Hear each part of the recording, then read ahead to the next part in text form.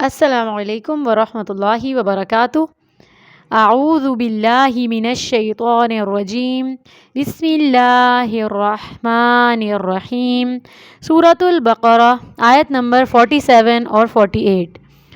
یا بنی اسرائیل، اے بنی اسرائیل، اذکروا، یاد کرو، نعمتی، میری نعمت، التی، وہ جو، انعمت، انعام کی میں نے، علیکم، تم پر، وانی، اور بے شک میں، فضلتکم، فضیلت دی میں نے تمہیں، علی العالمین، تمام جہانوں پر، واتقوا، اور ڈرو، یومن، اس دن سے، لا تجزی، نہ کام آئے گا، نفسن، کوئی نفس، عن نفسن، کسی نفس کے، شیئن، کچھ بھی، ولا، اور نہ، یقبل، قبول کی جائے گی، منہا، اس سے، شفاعتن، کوئی سفارش، ولا، اور نہ، یؤخذ، لیا جائے گا،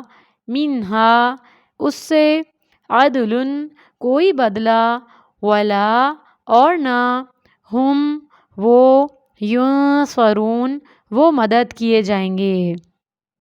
یہاں دوبارہ اللہ سبحانہ وتعالیٰ بنی اسرائیل کو ان کی نعمتیں یاد دلا رہے ہیں کہ اے بنی اسرائیل، یاد کرو وہ نعمتیں جو میں نے تمہیں انعام کی تھیں۔ یعنی بالآخر ملاقات تو اللہ سبحانہ وتعالیٰ سے ہی کرنی ہے، آخر میں تو رب کے پاس ہی جانا ہے، بھاگیں گے کہاں؟ منہ تو اسے ہی دکھانا ہے، اللہ سے بچ کر تو کہیں نہیں جانا۔ پھر دوبارہ نعمتوں کا احساس اس لیے دلایا جا رہا ہے کہ جس نے تمہیں پوری دنیا کی حکمرانی دی اور بہت سے انبیاء تم میں بھیجے، تو اس رب کا شکر ادا کرو، اس رب کی ناشکری نہ کرو۔ بنی اسرائیل ان نعمتوں کا شکر ادا کرتے ہی نہیں تھے، اور شکر ادا کرنے کے بجائے وہ اور ناشکرے ہو گئے تھے۔ جتنی ان کو نعمتیں ملتی جاتی وہ اور ناشکرے ہو جاتے۔ وہ سمجھتے تھے کہ مسلمان ہمیں بھی بچا لیں گے۔ یہاں اگلی آیت میں کیا آ رہا ہے کہ وہ یہ سمجھتے رہتے تھے کہ مسلمان ہمیں بھی بچا لیں گے کیونکہ ہم نبی کے امتی ہیں اور ہماری تو شفاعت ہو ہی جائے گی۔ نہیں، ایسا نہیں ہوگا۔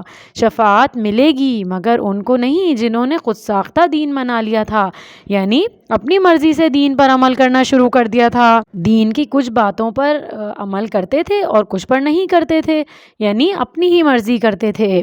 تو انہوں نے کیا کیا کہ یہ نہیں سوچا کہ نجات کا رستہ کیا ہے، اللہ کا رستہ کیا ہے، اللہ تعالیٰ نے جو بتایا ہے صراط مستقیم وہ کیا ہے، اور نبی کی شفاعت کیسے ملے گی، اللہ کو راضی کیسے کرنا ہے۔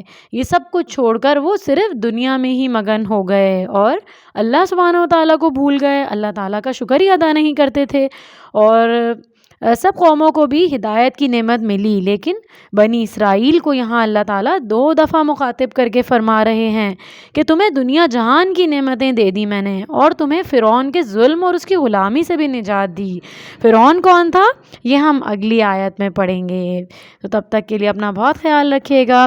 السلام علیکم ورحمۃ اللہ وبرکاتہ۔